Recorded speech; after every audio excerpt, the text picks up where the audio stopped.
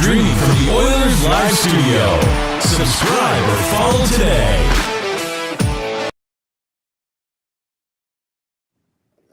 Hey, it's Michael here with Oilers Live. Coming to you live Wednesday night on the Heavy Hockey Network. We have got Dash is back from his vacation.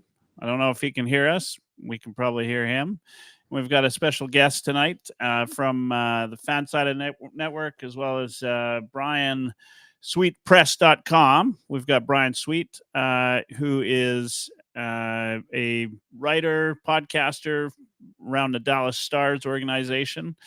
And so we want to sort of pick his brain on John Klingberg. And it's been, I guess, a couple of years since he's put on a Dallas uniform, but you would know him well.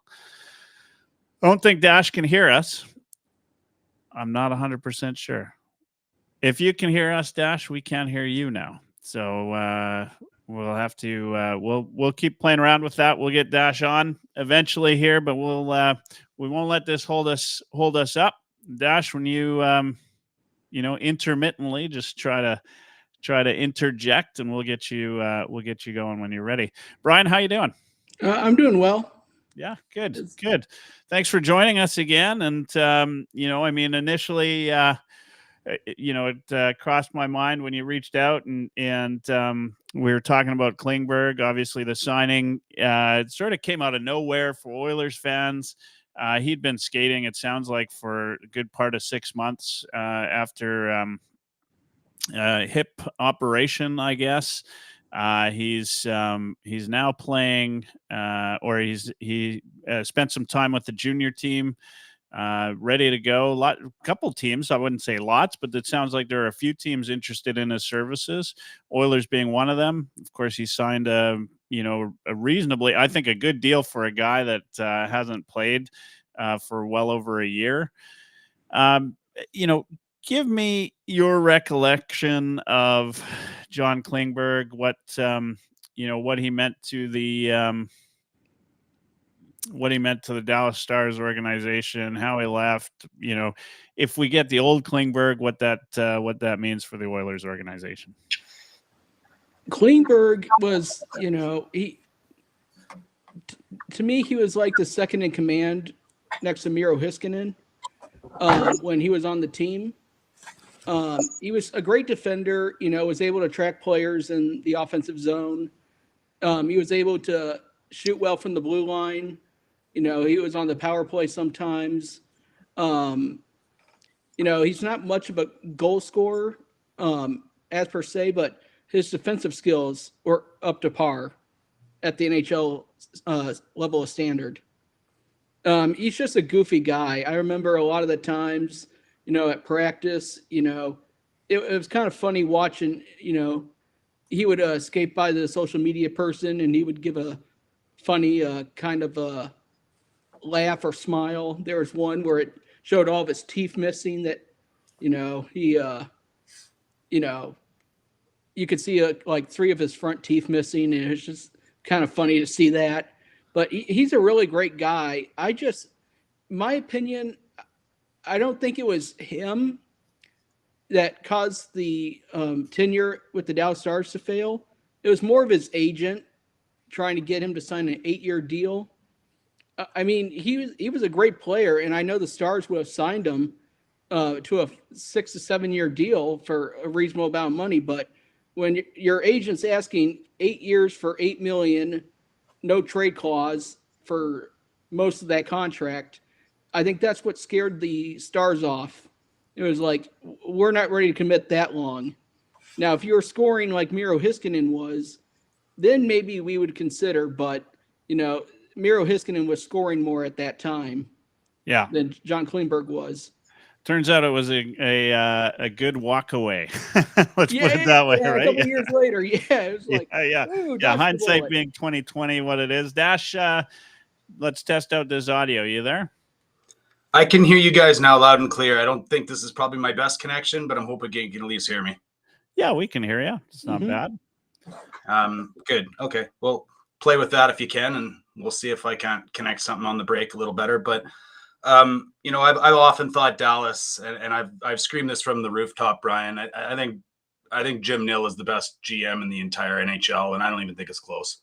Yeah, I wouldn't be surprised if he's three-peated for GM of the year if he pulls off a massive deal at the trade deadline. Yeah. So I mean, good walk away. Yeah, obviously he's just one of the best. I really believe that. And then Oilers fans were still probably a little ticked at Miro for that contract because that was one of the ones that bumped Nurse up to the famous 9.25 that he will forever not live up to in Edmonton. So. I mean, it's interesting, right? Like that, there's not a lot of teams actually walk away from a guy like Klingberg, right? Like, so, you talk about that and you talk about it, just how great a GM he is. I mean, whether he had some insight into what the progression was going to be, or injury situation. I just think it was the agent. Yeah, I don't think you want to deal with the agent that wouldn't budge off that contract. It's like, if Klingberg told the agent to, hey, let's lower the price a little bit, I think Stars would have entertained keeping him. From what I remember of Miro Heiskanen, Klingberg, as we're on the topic, is really like his ability to move the puck, I think. And that's really what that value lies in, right? Whether it's the passes or the skating, it's his zone exits. And, whether he was on Dallas or Anaheim or wherever else in between. And, the fancy stats and the Corsi and the dangerous Fenwick have always kind of been above average. And when the puck is on the ice when he's on the ice and the puck is there, it's generally not in, your own end. And I think that's a positive thing. I remember him as being a pretty quick thinker and being able to think on his feet. The mobility, it's in question. You don't get both your hip bones shaved and come back 100%, and certainly not to a professional hockey league of all things. But there's been success stories, right? Patrick Kane on the high end, and Kessler never played another game. Thank you. So we'll see what happens. I do think that it's a great move for the Oilers. I mean, why not roll the dice for what it costs? High end, if he can complement Nurse as a second pairing. I mean, I looked at the contract details and I thought it was a very smart, high risk, reward kind of contract. Yeah, low risk, high reward. You're right. I mean, it kind of gives you an idea of where the Oilers feel Evander Kane is, obviously. And so, and to Dash's point, I mean, if you're not giving anything up, why not? Right. He's not, the Oilers would have some idea of what his skating's like, right? I mean, he's been skating for the last 6 months. They don't sign that contract unless they've put him through the ringer. They have a good sense, right? And like anybody at that level, they just don't lose their hockey IQ overnight. Oh, right? Yeah, they wouldn't lose their hockey IQ. Yeah, and so he's gonna be at the very least a serviceable defenseman in the NHL, assuming that they know he's skating fine, right? And he's been skating for, I understand, at least 6 months now, and in the last few weeks with the junior team. So he's had some. Obviously, game level is very very different. So there'd probably be some time for him to get accustomed to the level of game. But is he going to be worse than Stetcher, or I doubt it. I think he'll at the least be at the very worst a 5'6" D man, which you didn't trade anything for. So. Cost nothing to get him, and it also gives you flexibility potentially at that trade deadline, because if this little shake of the dice or scratch ticket or whatever you want to call it pays out, and he is top end of 4, or even if he is a 5 or a 6, that still helps our team. Maybe you can make a different move at the deadline. If you still feel like your depth scoring, or some of these guys like Arvidsson and Skinner haven't come around. I just like what it gives us flexibility wise. So, I mean, give us, who was he playing with when he was in Dallas mostly? I I know he played some time with Miro Heiskanen, and then they started kind of experimenting with different guys.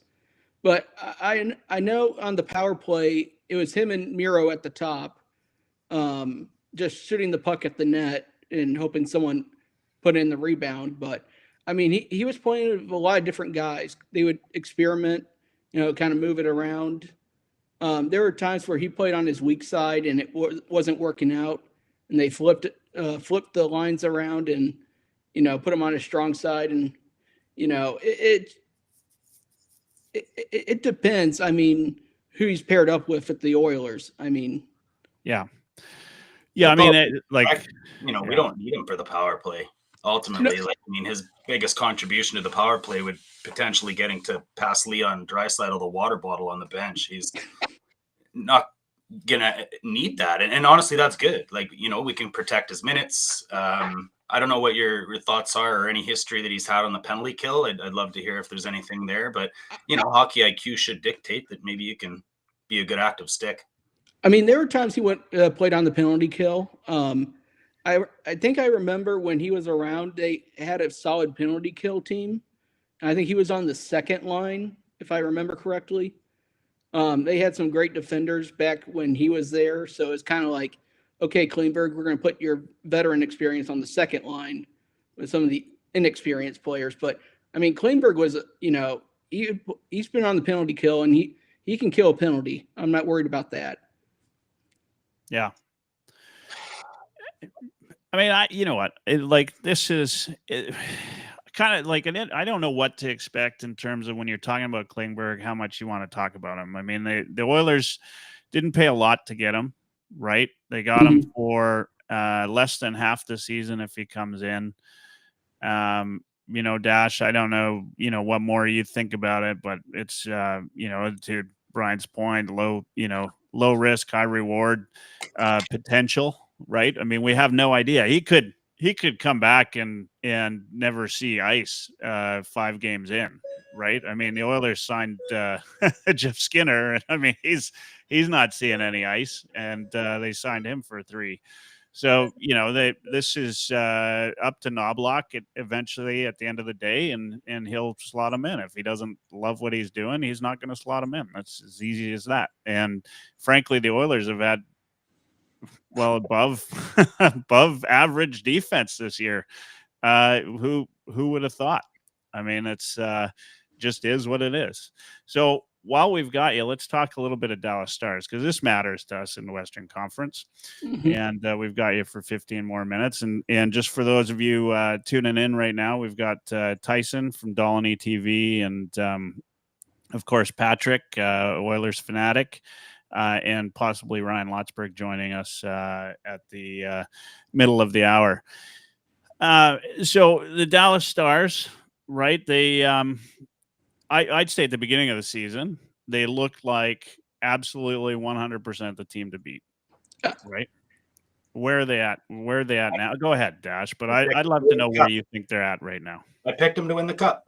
Yeah, that's right. I mean, at the beginning of the season, you could say they could win the cup. I mean, everyone was healthy. They were getting the puck moving around. Staykoven had that great start of the season. Yeah, it looked like he was about to run away with a Calder until that awful goal spell hit him. I mean, his shots, goals expected were at 42%.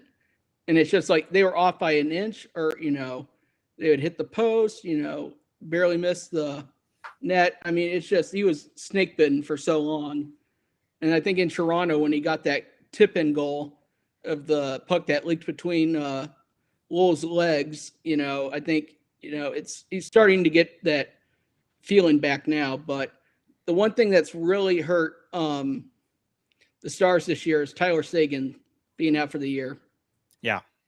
That stinks. I mean, if based on how he started the season, it could have been his best career season with the way he was playing. I mean, he had Matt Duchene, Mason Marchment, going on offense. And then when they said, he's out for the season, it was just like a gut punch, because Seguin was, moving the puck, getting the on the second line. The fourth line was chipped in goals. Everything was going well until the Seguin injury, because then it's like the offense completely stopped for 5 games. Yeah. Until they rearranged all the lines and stuff like that. I see someone commented age caught up to him. Actually, it was a injury I think he sustained from last year. A nerve got pinched in between his joints, and they had to realign the joint nerve muscle that got pinched. And so the doctor said he couldn't play for the remainder of the year. It's a 4 to 6 month recovery time, because they had to rearrange one of the nerves and everything. So is he coming back for game 1 of the playoffs, or what's? There's a possibility. is that how it works? He could. Yeah. I wouldn't be surprised if he came back for the first round of the playoffs, if they, made it. And we just got bad news the other day. Mason Marchment's out until the Four Nations tournament. He took a 95-mile-per-hour puck to the face. Oof. He was right in front of the net, went off the defender's stick in front of him, went right up in between the visor and hit him right in the eye. And he was down for a good 5 minutes. Yeah. And they had to clean up the blood around where he was kneeled down. Yeah. I mean, he had to have a second surgery to drain some of the, stuff in his cheek, from what I heard. But it didn't affect his, time to come back. But he was skating around the practice the other day with a cage. So, I mean, he's on the ice now and doing rehab stuff. But he'll be out. Players are tough. Hockey players are tough, right? Tune into the second half of the show where I'll have another talk about somebody's face getting broken. Yeah. Yeah, it's just Marchment was the guy who kind of replaced Pavelski on that first power play line as the tip-in guy. Yeah. And literally, after he got injured, no one wanted to go to the front of the net on the power play. It's like they spread out, like 2 on top, 3 in the middle, and they just kept trying to fire the puck at the net. Hopefully it would go in, and it's like, you got to go to the net. I mean, it was like a shooting arcade game. Yeah. And it was just like, guys, go to the net. So with Seguin out for the foreseeable future, you're talking about putting together an article about the trade deadline. What do you think the Stars' biggest need is going into the deadline and the end of the season? And how much does this Seguin injury affect what what Dash and what a lot of folks thought was potentially a Stanley Cup winning year? Well, they're in the middle of a catch-22 right now, because with Seguin out and Marchment out until mid-February or late February, right now the Stars are trying to roll the dice on some of the rookies. They brought up Matej Blumel from the AHL, who's having a great year. And the defense is okay. I think if they call up Liam Bixel in the spring and bring him up, I think the defense will be fine. Because when he played in place of Matt Dumbo when he got hurt, the dude was hitting everyone on the ice. There was a video of him checking a guy into the Stars bench. And literally, I mean, the guy sat his butt down right between Ben and Stakehoven. I'm sure Ben was nice to him too, right?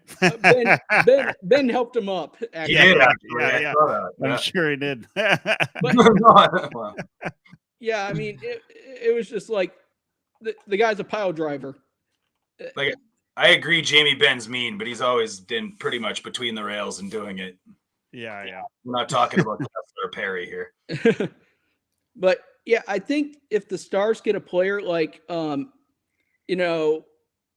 O'Reilly from the Predators, that they could still add some aggressiveness and they get a goal scorer. But here's the thing, is they don't want to give up top prospects. Maverick Burke is starting to get going. I mean, that guy has a big upside if he gets going on the goal scoring department. I mean, he's been at the front of the net. You got Liam Bixel, who I just talked about. I mean, the guy's a pile driver, defenseman, 6'7". I mean, you're not going to find another one that grows on a tree anytime soon. And then you got Stakehoven, who, has been doing everything right, even though he's not scoring goals. I mean, he's, being aggressive at front of the net, boxing out people. I mean, it's just one of those things. It's like, do you go all in on another year, or do you just let the rookies, play until people get back healthy again? I think it's amazing that, Dallas is at the point where they're at. And they've got a guy like Stan Coven, who I watched here in Halifax with the Canadian junior team. This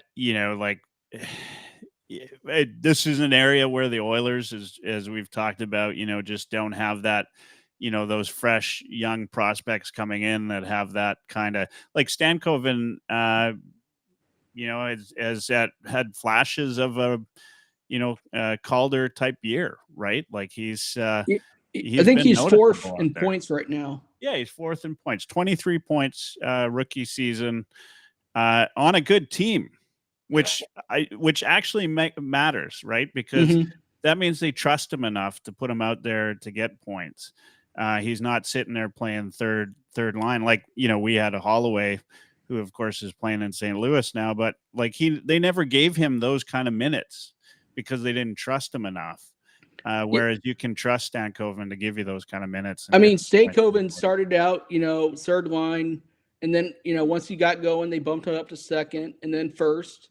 And then when the power play wasn't doing well, that's another issue. That's a completely different topic, but it's not pretty. We got the same problem.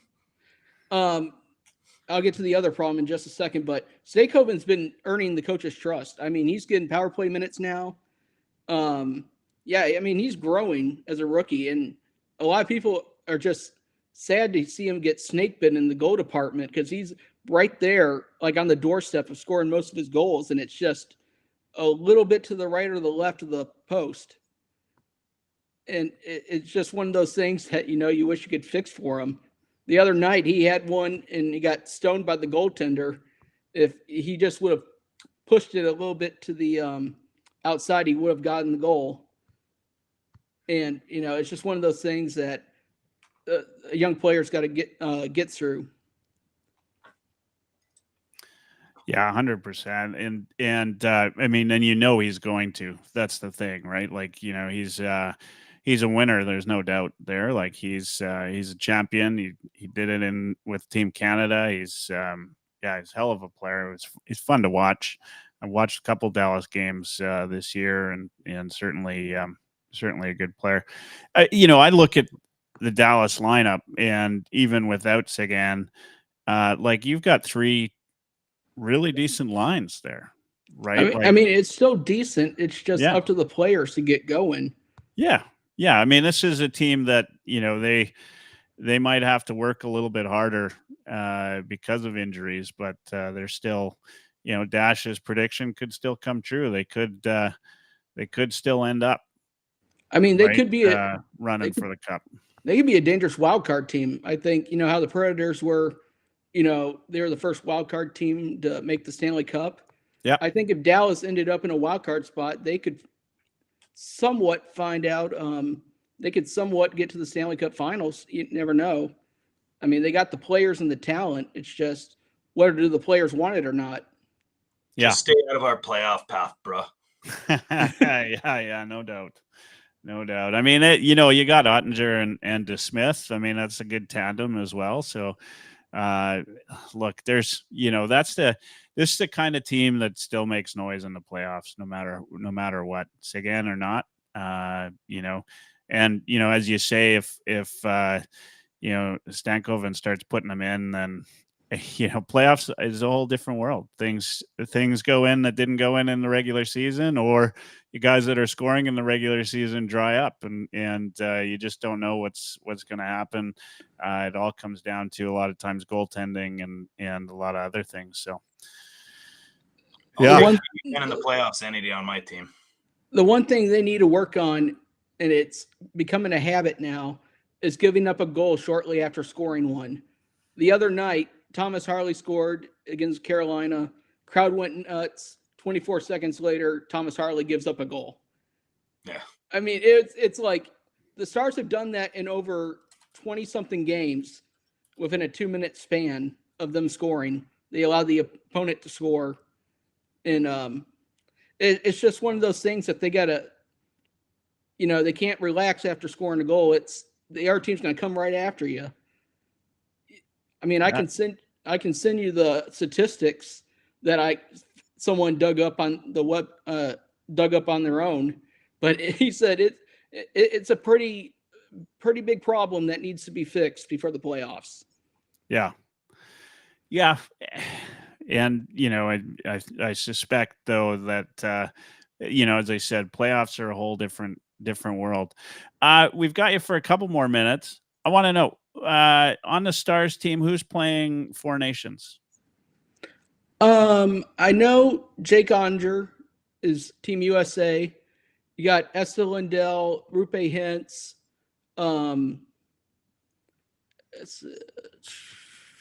There's one, Miro Hiskinen. Yeah, Hiskinen's on it. And then I heard, I don't know if it's true or not, but I heard Team Canada might go after Duchesne if, something happens to a player before the tournament. They might put him on. I heard he's in consideration on the short list, but I don't know if he'll be on the team. Well, we'll see. I mean, McDavid might be serving extra suspensions back in come Four Nations time. So who knows? The only suspension I think they got right this year is Matt Rimpe after he took out Maverick Bourque in Dallas. Yeah. That was brutal, wasn't it? Yeah, that 9-game suspension was most deserved.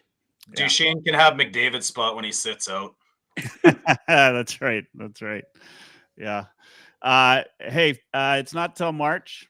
The Oilers play the Stars again. Mm-hmm. Of course, the Oilers play them twice in March. So, might be a showcase of what we see in the playoffs. Hard to say. It could be.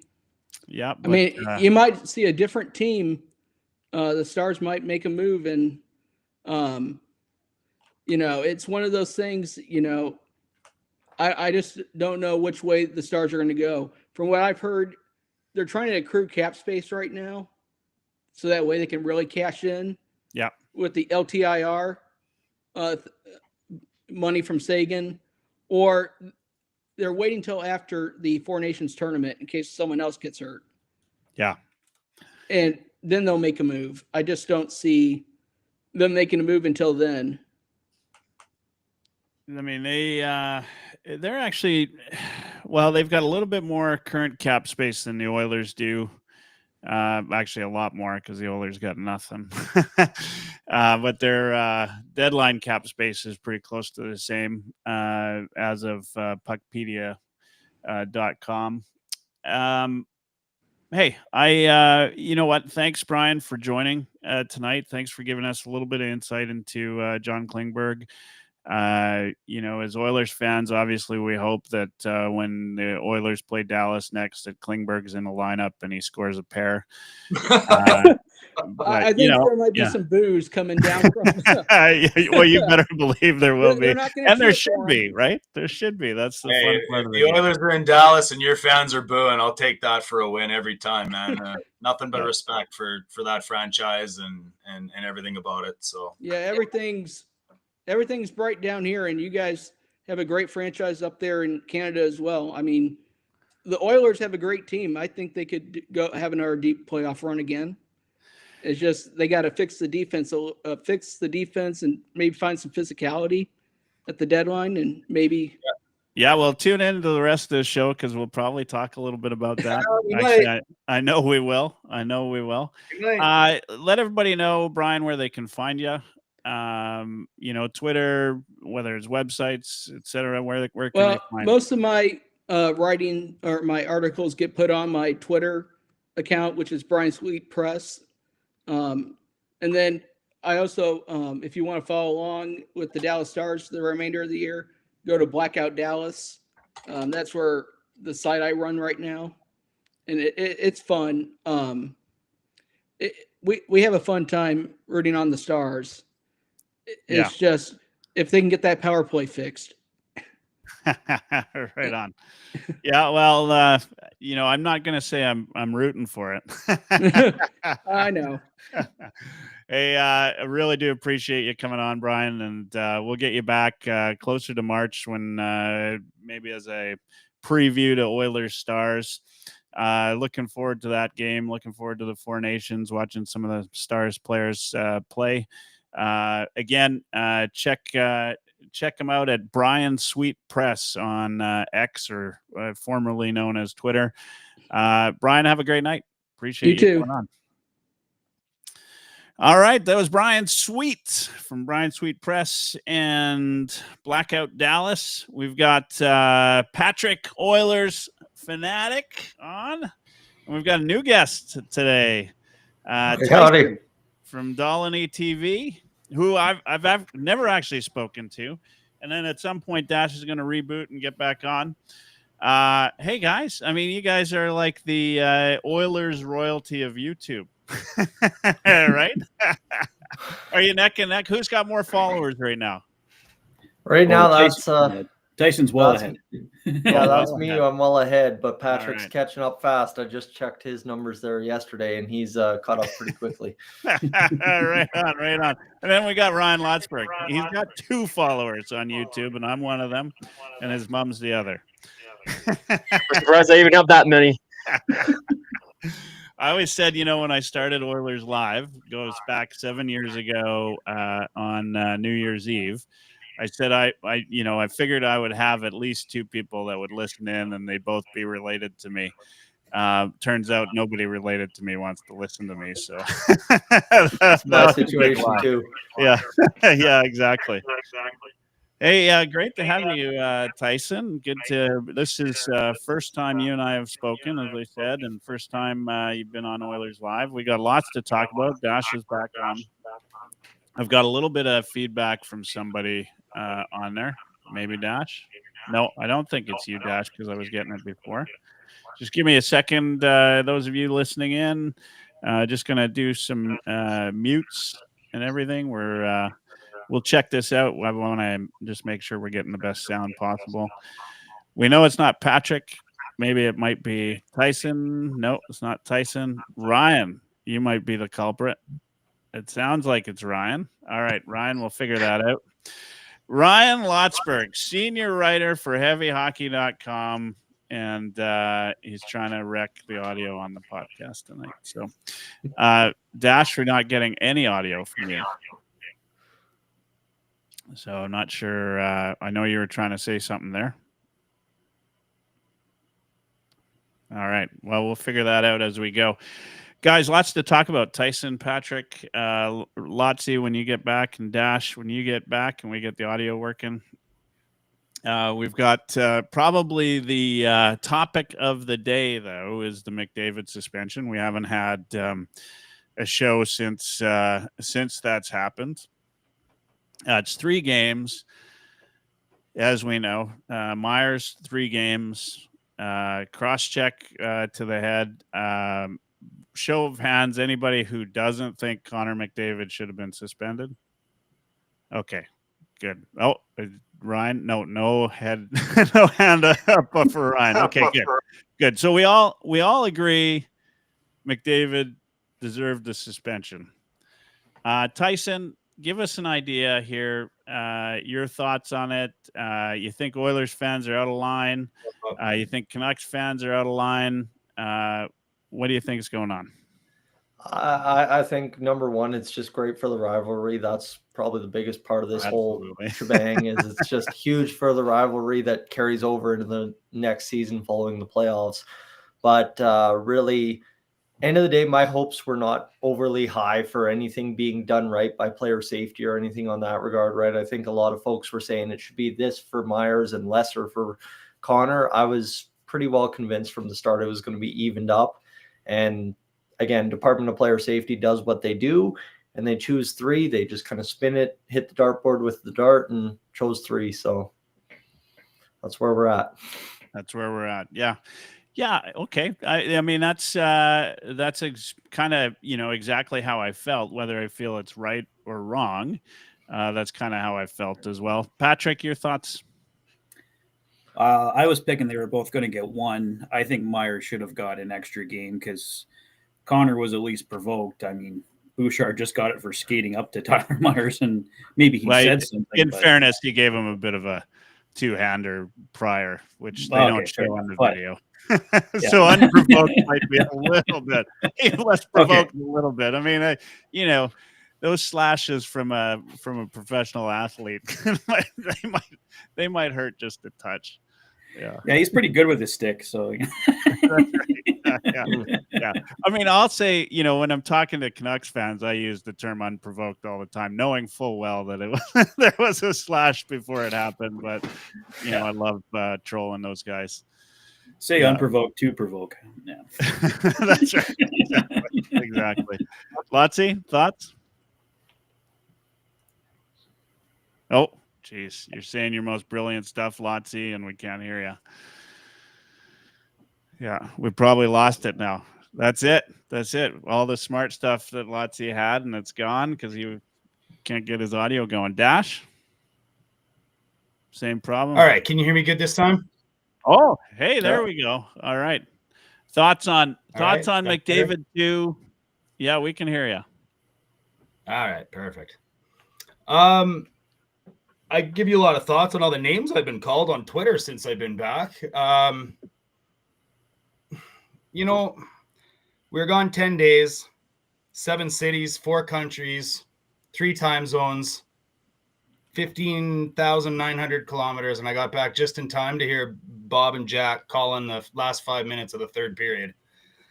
So I didn't know what to think, right? You can hear Bob go homer all you want, and he's maybe right, and sometimes he is. I thought Jack called it pretty good, which, he didn't pull punches from McDavid right there. He said it. Oh my God, that was vicious. And there's another vicious one. And I thought, when I went home, I expected them to be very equal cross checks. I didn't see them.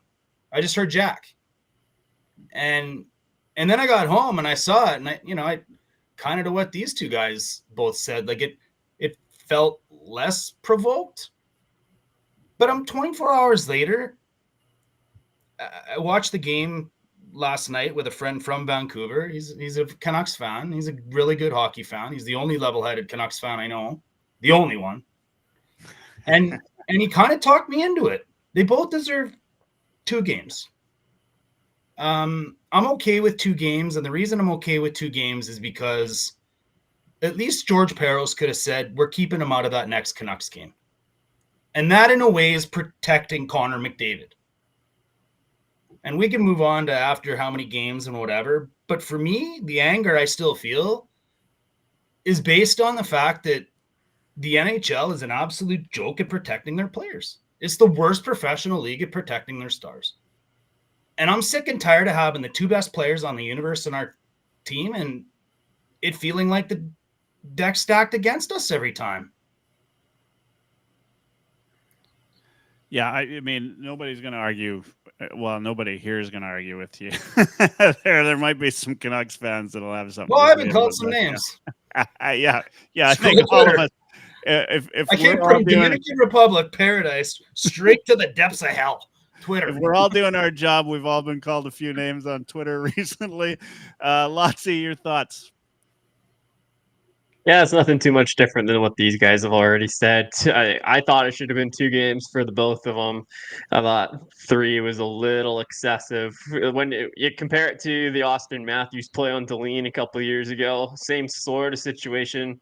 Deline is kind of feeding Matthews cross checks to keep him out of the play. Like they're well behind the play, and then Matthews gave him one in the face in 2 games. Right? I don't see how that's any different. And then I think back to the Pietrangelo incident in the 22 playoffs where he literally comes across the ice and axe chops Draisaitl's arm 1 game for a very deliberate intent to injure. Lotsy, we all know there's different rules in the playoffs. Come on. Yeah. Like they only called it one game. I thought that should have been way more because that was aggressive and malicious and premeditated. McDavid was at least it was a response to a situation that was happening there. He was defending himself. So I think 2 games would have been fine for both Myers and McDavid there. But am I losing sleep over the extra game? Now McDavid gets an extra game of rest. Yeah. He needs it for the playoffs. So at the end of the day, it's unjust, but I'm okay with it. I'm going to go a different route with this, guys. It doesn't affect our season. Not even a little. And Lottie, you said something which this is what pisses me off is the Matthews suspension was 2 games. It's identical. There's in no world are those two any different. So if you're going off of like past precedent, that was 2 games. I expected McDavid to get 2 games. In fact, the day after, everybody's showing that Matthews play on Sportsnet, on TSN, on any sports channel you could see, and everybody thought, like most folks outside of Edmonton thought 2 games, right? And keeps him out of the Vancouver game. Do I think the Myers penalty Myers cross-check was worse? Hell yeah, I think it was worse. Plus, I think it inflicted way more damage. But what really pisses me off at the end of the day is the consistency. So if you're going to call, Matthews for 2, then you call McDavid for 2.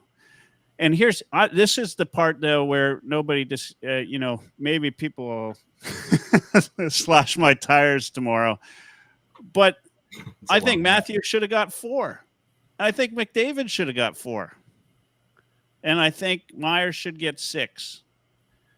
In no world should somebody be cross-checking anybody in the head in the NHL, including McDavid. And is it worth it that he was tackled and everything and then he gets up and cross-checks somebody in the head? No, he deserves 4 games at a minimum, probably. But the problem is you can't give him 4 because you gave Matthews 2 and you gave Soucy 1 game despite it being the playoffs. And talk about Pietrangelo, 1 game, right?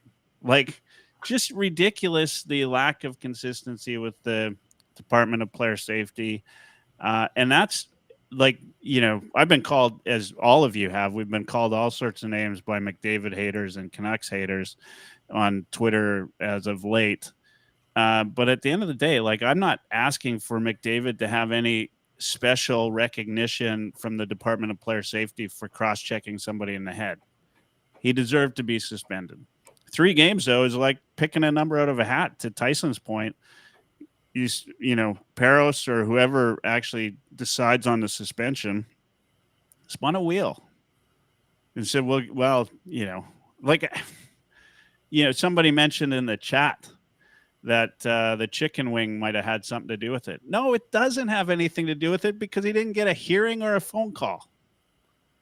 Yeah. But now, did it have something? Maybe it did, but no, it doesn't. Like if you're calling things, it's like when you go, if you get a traffic fine, you don't go into court and they say, well, we think you were speeding last week, so we're going to double it. Right? Yeah. Like it just doesn't happen that way. We're here to judge you on whether you stopped at that stop sign or not. Exactly. And because you sped on your way to the stop sign, we think you're more guilty of not stopping. That's right. Yeah. Like it's just ridiculous. So that's where my anger comes. But do I think 3 games is fair? Yeah. Yeah. It's probably fair if that's what Department of Player Safety is calling all the time. But if you're going to take it against the Matthews suspension, frankly, it just needs to be overhauled is what, there's got to be some precedent, look back at past precedent and do something a little bit consistently so that when something like this happens, as fans, we can look at that and say, damn, that's 3 games, right? Our guy that, Tough Call Pod, he's got a system that he'd give McDavid, I think 10 games, but whatever, right? Like, at least he's got a system. He's consistent. If you go check out Tough Call Pod on YouTube, as much as a lot of folks will disagree with him and call him soft for all these things that he does. What he's trying to point out, I think, at the end of the day, or what he shows, is that you can be consistent with how you call things, right? there is a capability to be consistent, and the NHL, for some reason, I think it has to do with factors that aren't hockey related, is not consistent. We're going to talk about, though, Dash. We're going to talk about McDavid, NHL protecting its stars, and you got something else. I'm not going to steal your thunder that you want to talk about with that. Yeah, we'll get into that a little bit when we do our Call Me Crazy segment, I guess. And like, honestly, if I don't know, can I just steal the last words on this? Like, we haven't talked to Tyson in about 45 minutes now, but like, honest to Christ, one more fan comes after me and says, "Oh, McDirty and McDavid's so dirty," and good. I feel pride. I am glad that Connor McDavid and Leon Draisaitl are two of the sleaziest, slimiest, dirtiest players in the league. I love it. Like we call a guy Mr. Hockey, and he was probably the dirtiest player in the history of the game. You want to talk about dirty, nasty, and greasy? We name a leadership award after Mark Messier. Oh, McDavid's dirty good. Because good players, in fact, the two best players in the world, will thrive with the space they get. I hope he slashes more people in the face and doesn't hurt them. If you're not cheating, you're not trying. All right. Tyson. Yeah. Yeah. What's up? Good to have you on. Yeah. I'm enjoying this. Yeah. Well, I mean, I think all of us have tuned into Dolany TV, multiple times, so we enjoy that. By the way, love the Condors jersey back there. Love your collection of jerseys. Well, I'll let you guys in on a secret. I haven't really revealed too much yet because I haven't been able to do anything. I've got another Condors jersey tucked away in a box that came up prior to Christmas. Just Nice. Not sure how to display that one, but it's even more beautiful than that one on the wall. I'll tell you that. Well, look behind me. If you want to display it somewhere, I got room. I already called dibs. I called dibs. Patrick has seen it. I know why Patrick's calling dibs on it. Michael, if you're a real fan, you'd have a Cape Breton Oilers jersey behind you. Oh, there we go. Well, you can't find one. No word of a lie. You can't find one. And if you do, they go for well over $1,000. Well, you haven't looked hard enough in China, okay? Yeah, no, that's the only way you'll get one, is to get one made. And it surprises the hell out of me because, as you know, they won the Calder Cup. And they had some great players play in Cape Breton as they played here, prior to that in Halifax, Nova Scotia Oilers. But both jerseys, for some unknown reason, you just can't find them. I've got an eBay notifier. Just anytime anything Cape Breton Oilers comes up, I get notified. There is a Cape Breton shop that has the licensing rights through the Oilers, and it's like a special needs group that does it. So I think that's how they got away with it. But the Oilers still own the rights to the Cape Breton Oilers logo and all of that. And so I do have, I should say, I used to have a Cape Breton Oilers hat, but lost that. So. Yeah, Texas Hold'em. No, no, it was not a gambling debt. I just actually, I think I had it on my truck on the back on the back, and it just flew away. All right. So, can you take this thing over? It up here. Hey? Yeah, if you want. I mean, you haven't been around for a while, so go for it. Hey, what the heck? There's lots and nothing to talk about all at the same time. But this is the first time since November that we've lost 2 in a row. So all the negative Oilers fans can come out and have a chance to say their word, right? When are we trading Skinner? That's the next question. Yeah, I saw Ace in the comments wondering if Klingberg could play net there during our talk with Brian. Jeez, yeah. All right, Dash, you go for it. Take it over. I put you in the driver's seat there for the fans. You go for it. You're All up. right. You know, mostly this is you doing me a favor because I've been gone for 2 weeks and I really don't know what's going on in hockey. So I just am cheering for JT Miller to get traded. Sayonara. Off to Carolina you go. And sayonara Canucks straight to the bottom. I won't feel bad. All right. Second half of the show. We like to get into the segment. Some call it good. Some call it crazy. Let's call me crazy. What I like to call just the best part of the show. That's really my inner voice speaking. But I came to you guys for some of this stuff. I've come up with a few of my own. You know, with 4 of us, we'll probably get to go around the horn a bit and have our share. So, you know, maybe we go for a while, but we'll see. I want to start off with this because I've been thinking this for a while. I talked to Michael enough to know that he's going to not call me crazy here. I'm super curious what Tyson thinks, incredibly curious what Patrick thinks. Give me the rundown, Patrick, if you will. Look at, we all love Connor. We all pray to Connor. We all appreciate Connor. And because of that, we can probably all sit here in our little group we've assembled tonight and look each other in the eyes and say that Connor's not having his best year. Connor hasn't been as effective as we maybe could have hoped. Maybe the guy's got too much pressure, but I do see frustration, and we've seen, you know, injury. We've seen suspensions. In the meantime, Leon Draisaitl has 34 goals. He's on pace for over 60. Do the math for me. He's got 17 5-on-5 goals. He had 22 when he won the Hart last time. He's on pace for over 40. He's got 9 game-winning goals, 3 or 4 more than anybody else the last time I checked. Call me crazy, Tyson from Dolany TV, but Leon Draisaitl is the best player on earth right now. And you know what? I will agree with you that he is, because there are times, and he's proven it in the past, especially when Connor's out, that he absolutely can go out there and take over the hockey game, take over the hockey universe, quite frankly. And that's what we see every so often, whether it's Connor's out or for a full season like right now. Yeah, and you know what? Full respect to the guy who just signed the ticket.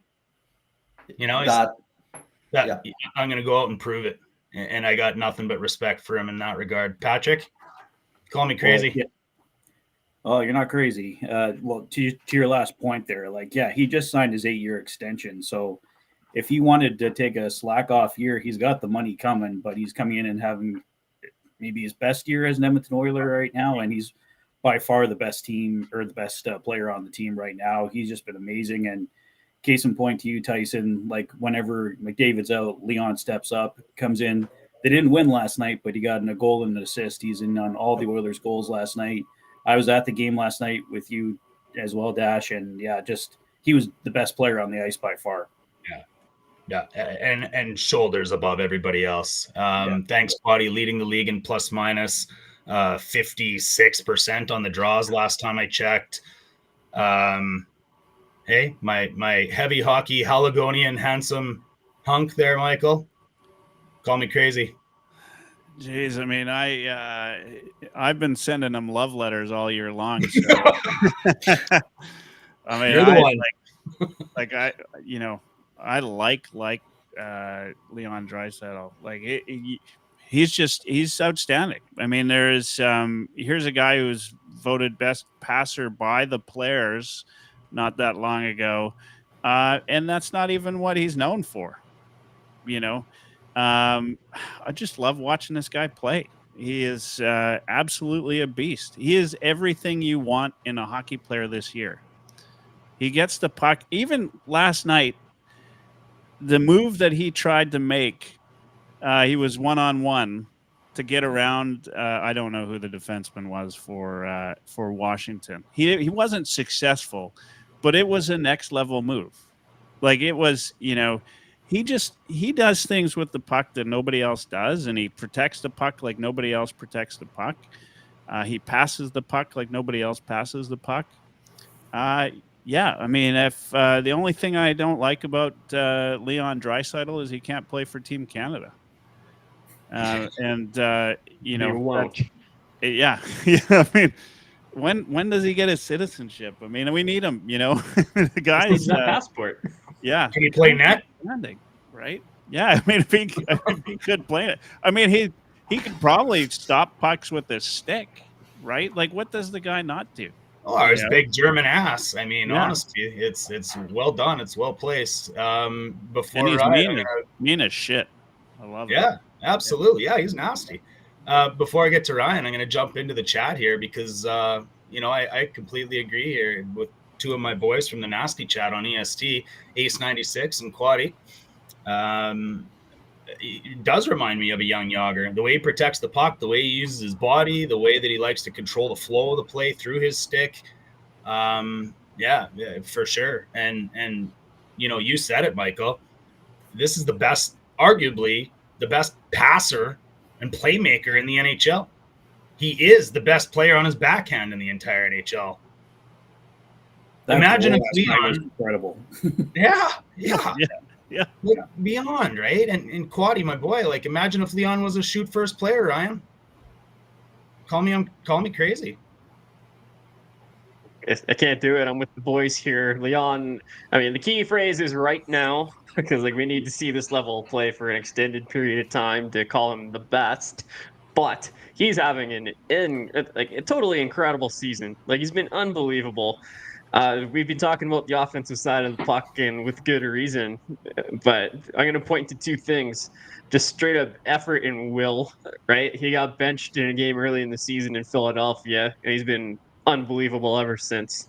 And you look at the goal that it wasn't a goal that he scored. He set it up against the Kings, right? He wins a race to a puck. It absolutely shakes Trevor Moore, breaks his ankles, and then sets up McDavid for the game winner.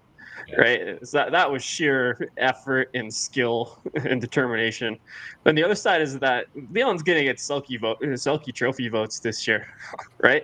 Like, I've heard some compelling arguments that suggest that he might not win it. Like, he doesn't get a lot of PK time and this and that.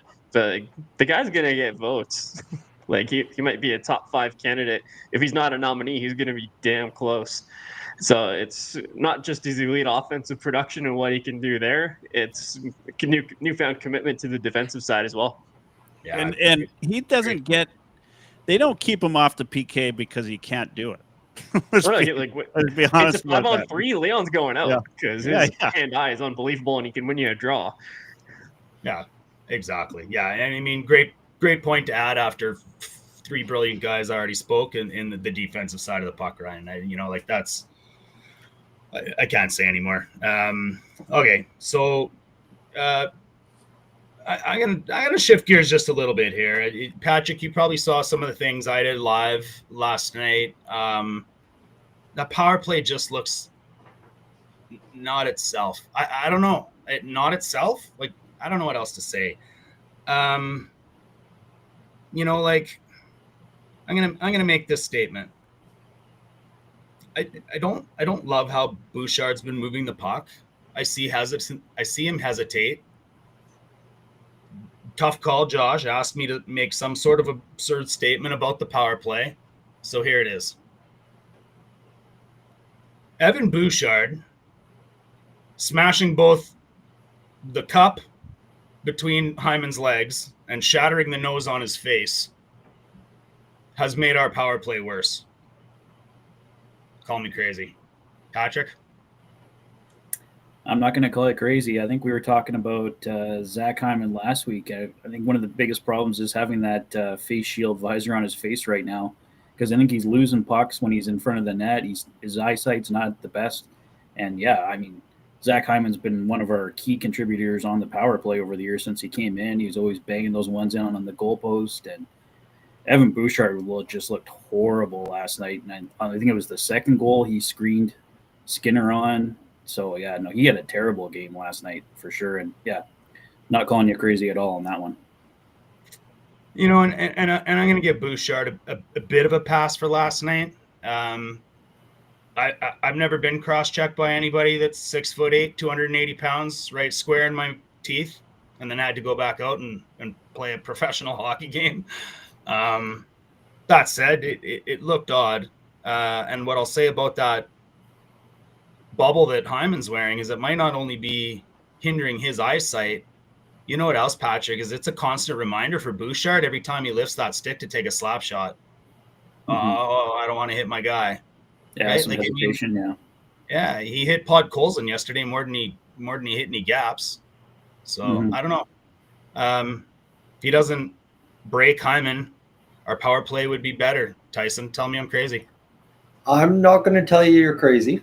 But again, I think it goes back before Hyman a bit here. I think you go back to the playoffs last year where the teams there successfully, I think we had pretty good success against LA, and then Vancouver, Dallas, Florida kind of started winding down a bit there. And I'm not saying that necessarily is where this all began, but it seems to have carried over a little bit this year. And then, like you're saying, one thing after another for Bouchard at the blue line, whether it be bad bobbles at the start of the year, then hitting Hyman, and then obviously having that reminder, things are stacking up here. And I mean, might be a good time for John Klingberg to come aboard. Just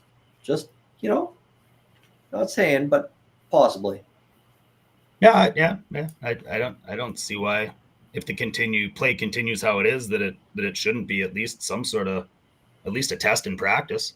I don't know. Why not? Ryan, call me crazy. To be different, I am going to call you crazy. Like, we're starting to overthink this one a little bit. I mean, any hockey player, you're standing in front of the net like that for 82 games in a season, plus however many years you're going to do it, you're going to get hit with a puck once in a while. It's going to happen. And if you're the guy at the blue line that's trying to feather pucks in, well, you're pounding it at the net with traffic, hoping that it finds a way through. You're going to hit some guys once in a while. It's an unfortunate break that happened to Hyman. Sucks, but I'm not blaming Bouchard. I'm pretty sure that puck got tipped up into his face, if I recall, as well. It wasn't like he left the blade wide open and just hit him square in the nose with it.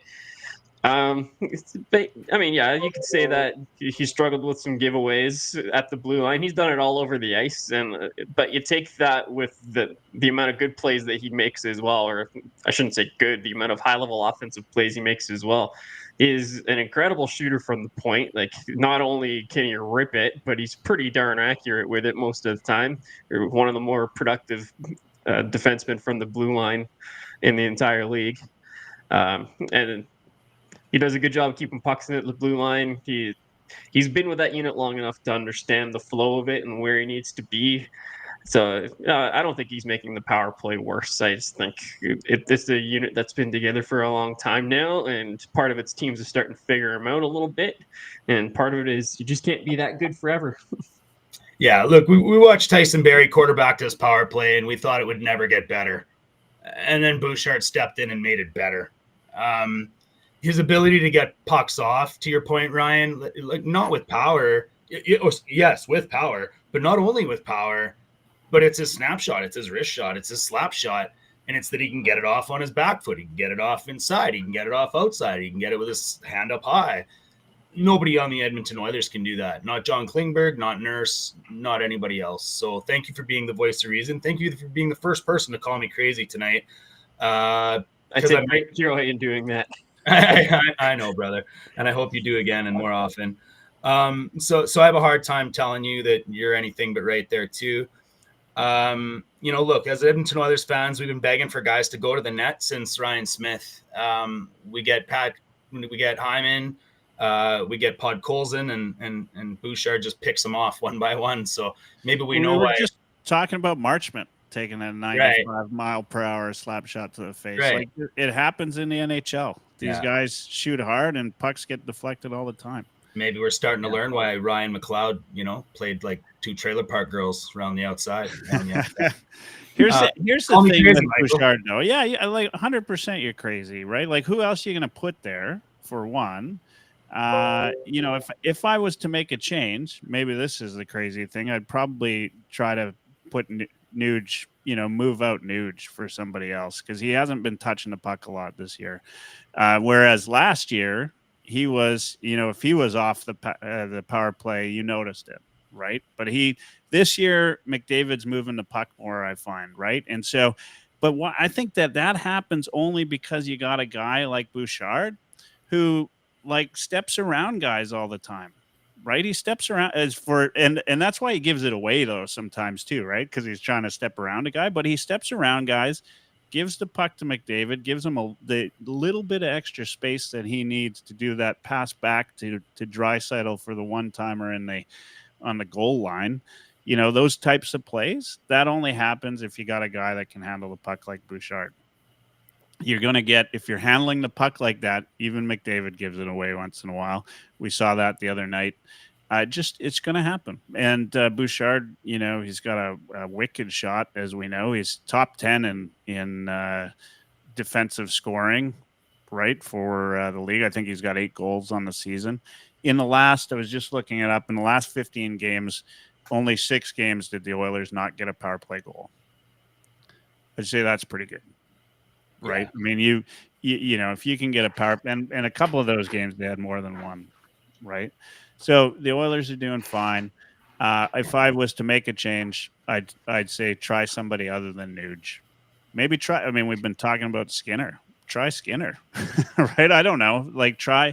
Now I know who's crazy. Yeah. It's not going to happen, obviously, with Knoblauch. But you know, if I was to make a change, I might try somebody other than Nuge. But last year, I would have been crazy for even suggesting that. I think because when Nuge was gone. Yesterday, though, you take your best puck mover like that he goes, you know, east-west on the power play. He goes around the whole offensive zone on the power play, and he just opens stuff up. But I do think that some of that's because Bouchard makes the play at the line to give him that space. Yeah, no doubt. Yeah, and I mean the threat's got to be there, right? I go back to the Washington power play as a comparison for the rest of my life. When you got Backstrom dishing and you've got Ovi over there and Carlson over there, you're always guessing, right? Oh, geez, maybe Oshie comes in. Now, you know, those guys are over the hill now, but like it's that mentality of like, is it going to be Bush? Is it going to be Dry? You know, who's it going to order? I'd like to see Bush shoot more, though, again. Like I felt like last year he shot a little bit more. And this year he's deferring the puck a little bit. Well, as long as he gets them through, that's my thing. The last thing I'm going to say on Bouchard is I think all the Oilers are guilty of load managing, self-load managing. Bouchard is the most exposed when he self-load manages. So I think when Dry and McDavid take a few shifts off or take a period or two off, yeah, all right. When Bouchard takes a period or two off or even a playoff, it just seems to never end well. The bright side of all of this is maybe we don't have to pay him $10 million next year. Okay, let's move on. All right. These 2 suspensions are dividing families worse than COVID. Some say the world revolves around Connor. Others think the earth is flat. I don't know. Like, I don't really want to talk about how many more games anymore. I don't care. I'm over it. Quite honestly, guys, we all should be. At this point, I'm looking forward to Thursday. I don't know if I've looked forward to a regular season game like this in years. It's the first time that I rushed out to get Oilers tickets, and I'm like actually still mad at the franchise. So that's another story. The Oilers put out a letter. It said a lot of nothing, in my opinion. A lot of people are scratching their heads as to why the Oilers had to put out this letter. I have an opinion on it. I don't know if anybody's talked about it yet. You guys have been listening to more sports media than I have lately, but I'll give you my opinion anyways. You know, even Tommy brought it up on the air the other day that he's getting messages from his media friends from around the league going like, what are the Oilers doing? What is that letter? Like, why? It says nothing. To me, it says everything, you guys. It says everything. I think, and I don't care, because we're going to get to the playoffs and we'll play a different brand of hockey. And I've talked about that in past episodes. I moved on from the fact that we need to be banging every game and we need to be playing a full 60 every game. And I've moved on. We're a better team than that. We've learned how to win and we've learned how to lose. You know, sitting there listening to Brian Sweet, the Stars are learning how to not get scored on. I thought to myself, oh yeah, man, that was our problem 5 problems ago. Like we're figuring it out. And when it gets to the playoffs, it'll be a different story. But right now, the facts are the facts, and we're soft as baby powder. Like we're not a tough team.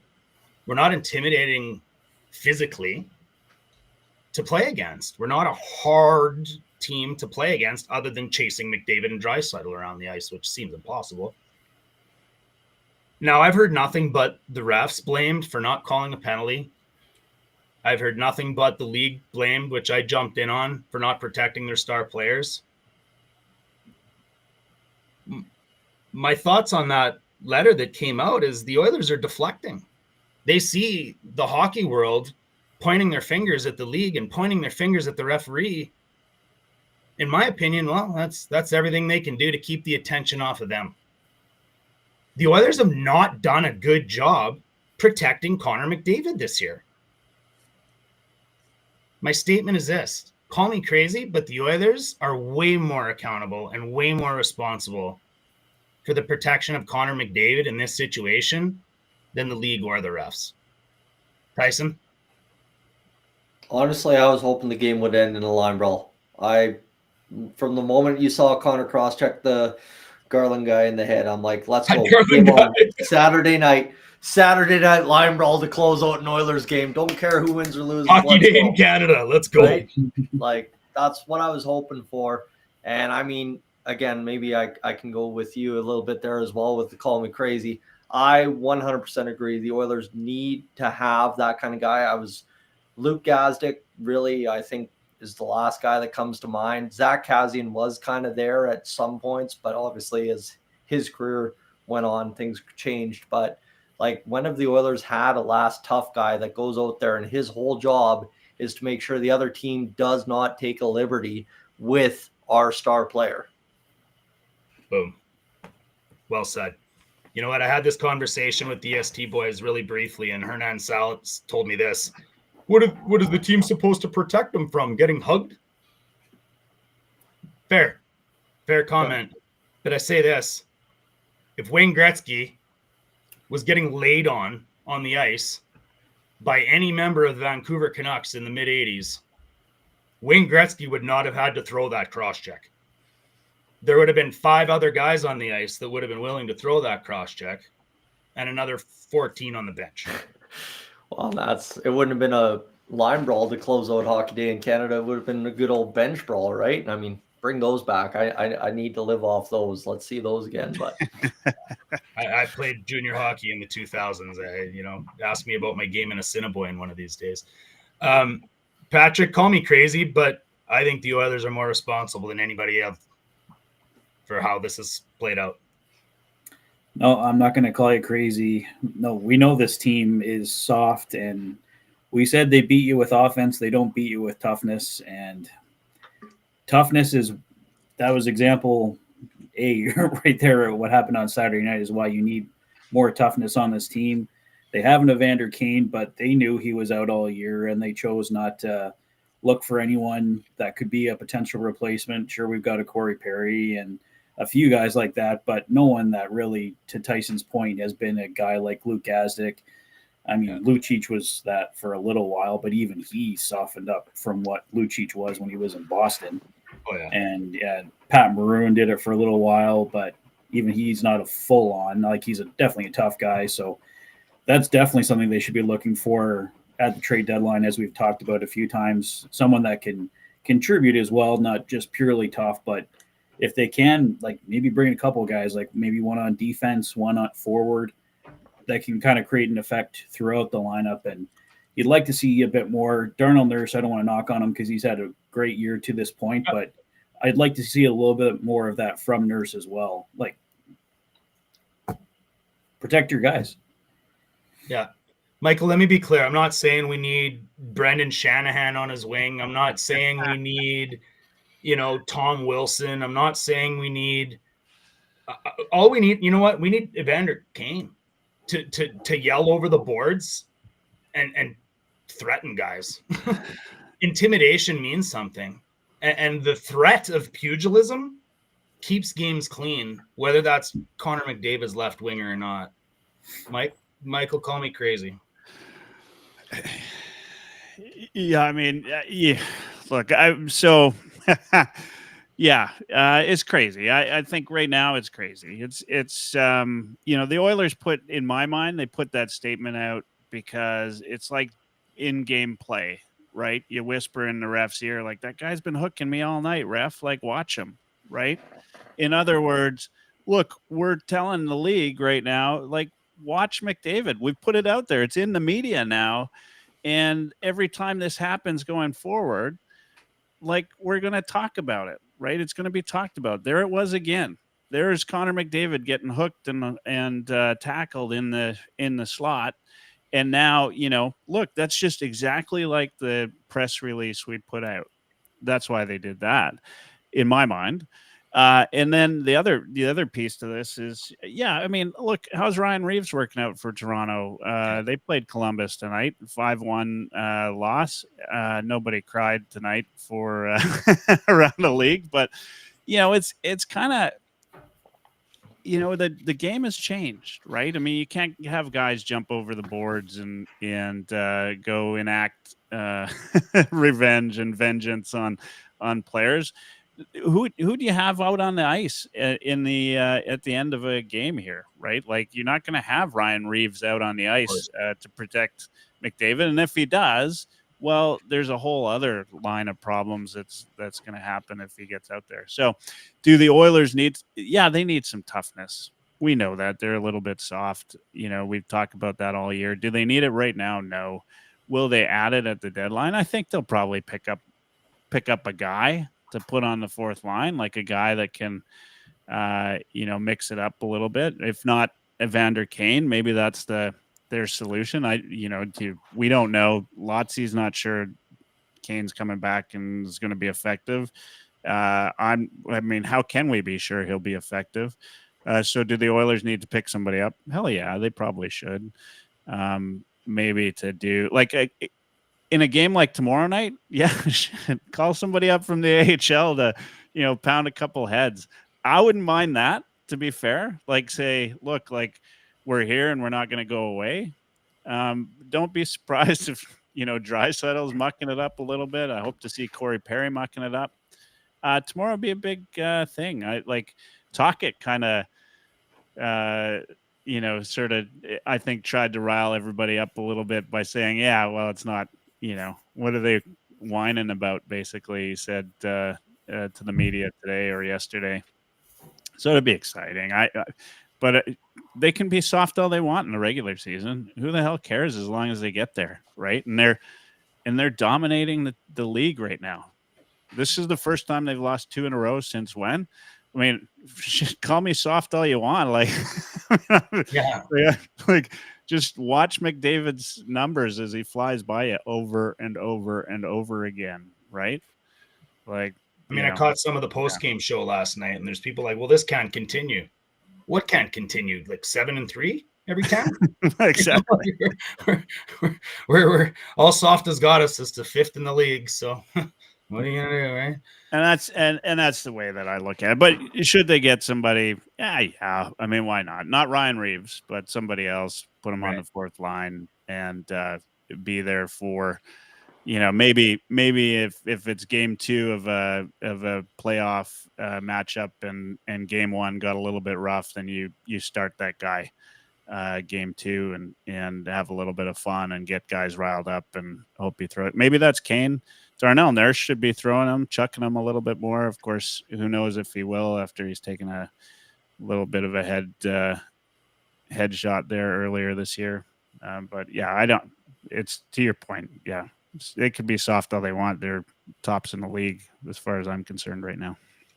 And that's why I was saying too, like, oh, sorry, Dash. I was just saying, no, that's why, like, I think they should get more than a fourth line guy, like someone that can play at worst in the top 9 that brings that toughness. Because, like you said, with a Ryan Reeves, that's not going to help anything if Ryan Reeves is never on the ice. You got to get somebody that's going to be in those plays, playing in the top 9, or a top 4 defenseman that's going to be on the ice when that stuff's happening.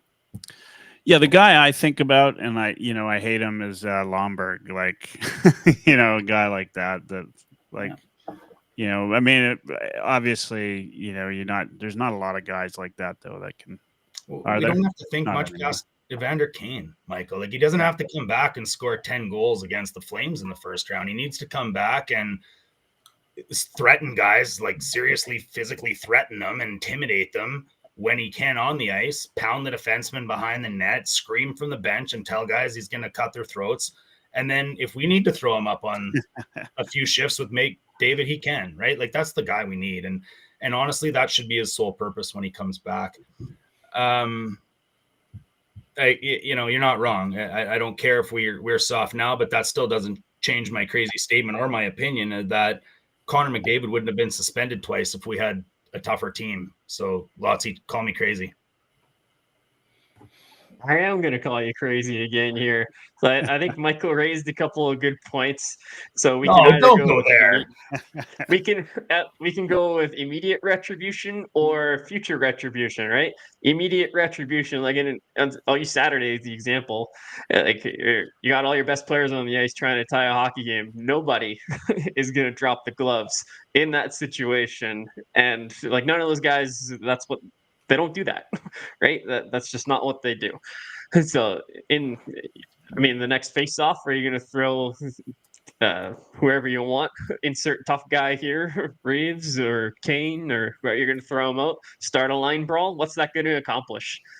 Right? It's just going to get your anger off of your chest and move on, be done with it. Or there's future retribution, right? So you're putting a guy who's strictly there for toughness. We don't know if he can play or not. Like, yeah, you're happy if he drops the gloves with a guy, and now we all feel better.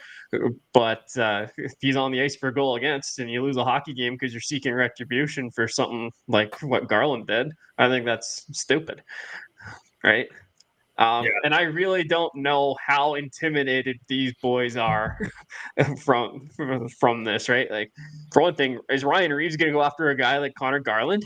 Like, Garland's tiny. Reeves is a giant, right? You don't see mismatches like that, even if the dude's done something wrong, right? You just don't see it. It's in this specific situation, I don't think it matters. But I'm thinking of Lisa and Homer Simpson. There's a scene where Lisa's got this rock, and she's saying that this rock keeps bears away, and Homer's like, I'm intrigued by your rock, Lisa. Tell me more. The rock doesn't do shit, right? I can't convince me that NHL players are super scared of a guy coming after him. Like, that's the sole reason that they're not taking cheap shots at guys. Like, I don't buy it. Connor McDavid is the best player in the league. Okay.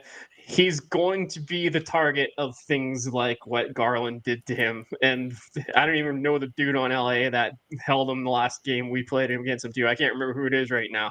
Like, that stuff is going to happen to McDavid, right? Yeah. So, I mean, good on. I liked your point earlier, Dash. Good on him for creating some space for himself. I think you got to do that.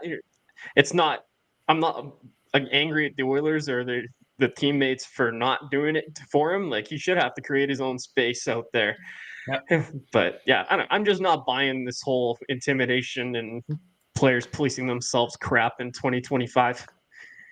Yeah, very fair. All good points. The other acceptable answer I would have taken from any of you is, Dash, you're crazy. The refs suck. And if they'd have called that penalty, none of this would have happened. And then I probably would have told you, if they called a penalty, they still got to, get the puck and get a whistle in 8 seconds and then still try to win a face-off and win a hockey game. So yeah. The other thing I'll say quickly on this is that talking about Evander Kane specifically, the biggest complaint about Kane from everybody when he's in the lineup, stupid penalties, right? And that's from him doing stupid stuff like that. You got Tyson's vote on that one. Yeah, that's the drawback every time. 100%. All right. Well, we got 5 minutes to be on the air for EST. That was a fun segment, boys. Thanks. We'd be remiss to not at least take 3 minutes to go around and think what's going to happen tomorrow. We'll probably have Michael talk about the Heavy Hockey Showdown for maybe a minute, and I think we'll give Tyson the last word. The only rule of the last word, Tyson, is when you're done talking, you say goodnight. And I don't know, Michael, what's going to happen tomorrow night in a minute or less? Yeah, I think, there'd be some form of a scrap early, and then that's it. Then it's going to be a hockey game like we've seen. I think the Oilers aren't letting the Canucks off easy this one. It's going to be ugly. I really think the Oilers are out for blood, and they're going to get it. But it's going to be on a score sheet instead. And led by Draisaitl. He might win the Richard tomorrow night. You should drop the mic after that. That's pretty well said. Let me just I'll say one last thing, and then I'll shut up for the rest of the night. Heavy Hockey Showdown coming up March 15th in Edmonton in support of the Sexual Assault Center of Edmonton. Absolute must attend.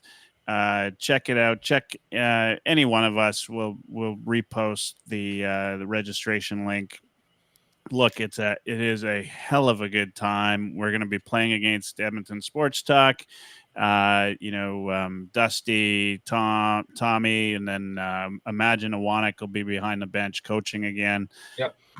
And it's just a great time. And we're going to do a pre-party that Friday night. The Oilers are playing the Islanders. So we'll have some fun. It's a great time. Rob Clark will be doing the anthem again. Hunter's going to be in the stands. It's honestly, like, if you play hockey, register. We got about 50% of the spots left.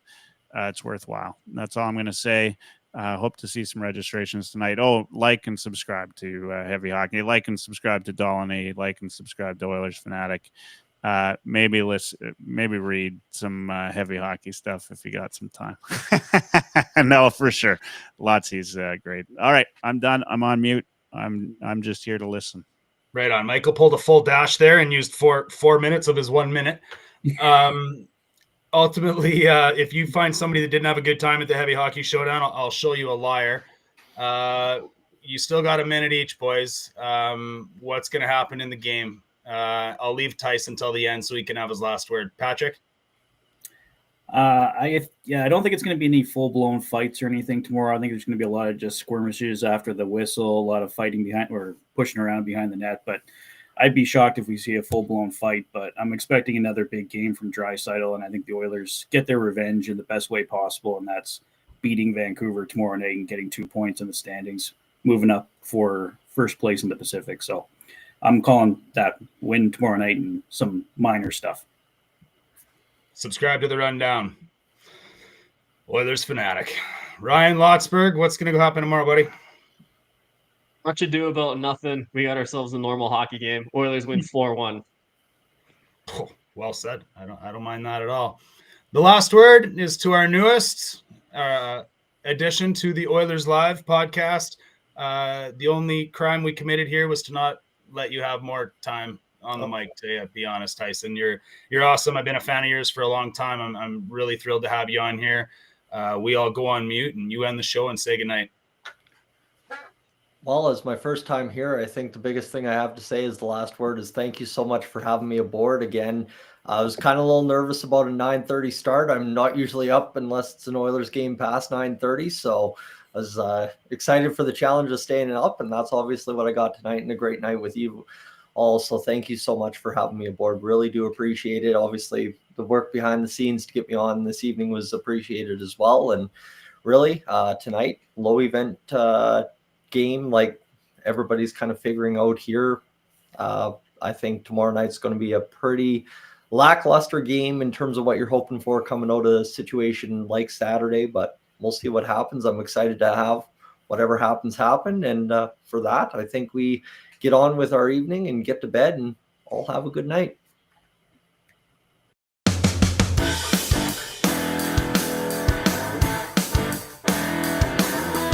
Oilerslive.